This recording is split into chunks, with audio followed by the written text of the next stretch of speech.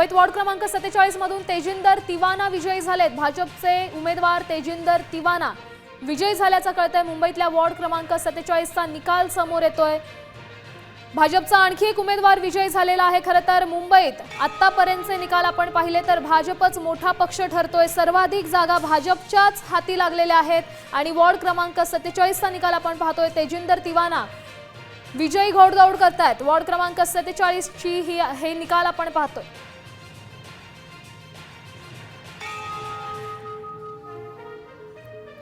मुंबईत वॉर्ड क्रमांक 47 मधून तेजिंदर तिवाना विजयी होतायत। खऱ्या अर्थानं आज मुंबईचा महापौर कोण होणार याचं उत्तर मुंबईकरांना किंबहुना अवघ्या देशाला याचं उत्तर मिळणार आहे। थोड्याच वेळात मुंबईतले सगळेच निकाल स्पष्ट होतील। जवळपास आपण सगळेच कल समजून घेतोय।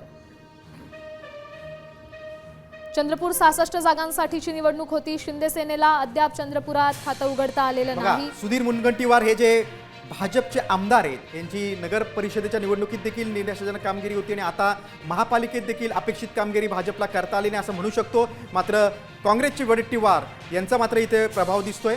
आपण बघतोय चंद्रपूरमध्ये एकूण 66 जागा आहेत। महापालिकेमध्ये काँग्रेस 12 जागांवर आघाडीवर आहे।